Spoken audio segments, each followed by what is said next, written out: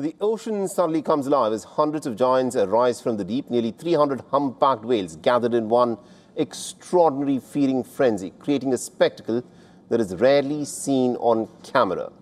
But this stunning sight is also a pretty powerful sign of how a species once hunted to the brink is now fighting its way back. Take a look at these images.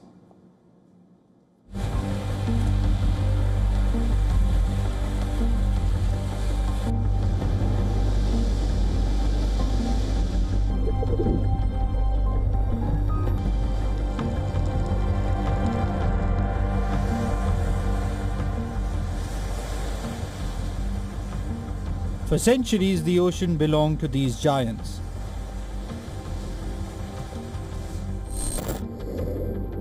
Then came the hunters. Harpoons tore through the world's whale populations.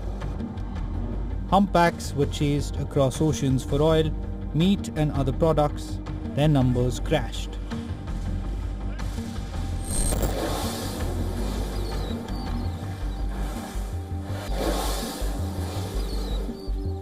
Now, in one extraordinary stretch of ocean, the giants are back, off South Africa's west coast.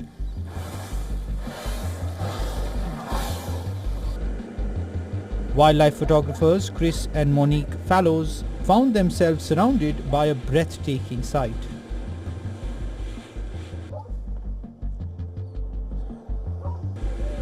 Hundreds of humpback whales had converged in a feeding ground.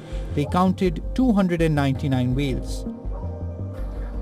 Blows erupted across the horizon, one after another. Giant plumes of spray shot into the air. The ocean looked like a living skyline. On the 30th of December, about 100 kilometers north of Cape Town, we were greeted by what I could only describe as a Manhattan skyline, with huge plumes of whale breath greeting us like skyscrapers.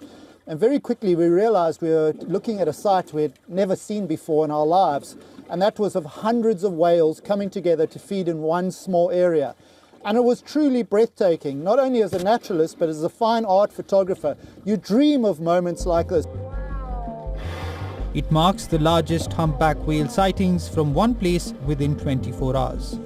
Fallow's wife, Monique, who works with him on his photographic shoots, had a different take on the unique moment.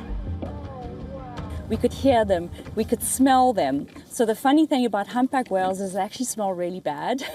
So when they're in those feeding groups, they're feeding on krill, which are very fishy, and they actually burp and they fart all the time. So the smell was really overpowering. The sounds were incredible. When they were breathing all over us, we were getting drenched in whale exhalation. So it was really a sensory experience. Scientists call such gatherings supergroups. Humpbacks are usually solitary or travel in small groups. But when food becomes abundant, they can come together in huge numbers. Supergroups have not been seen until about 2012 when the first were kind of recorded, and it's very likely a result of a recovery of the population from whaling. So humpback whales were severely hunted to very low numbers, and so it would be a natural phenomenon to see less whales and therefore no supergroups. But as these whales recover from whaling and populations rebound, these supergroups are forming again now in our rich Benguela aquatic system. The whales dive beneath the surface, hunting krill and small fish. Some populations are known to use bubble nets, blowing curtains of bubbles that concentrate prey before the whales surge upwards with enormous mouths open.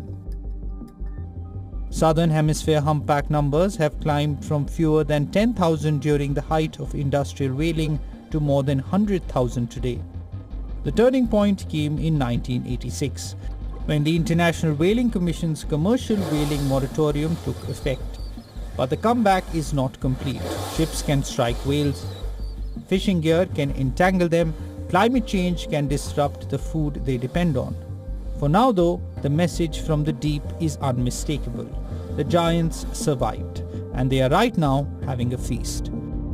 Bureau Report, WION World is One.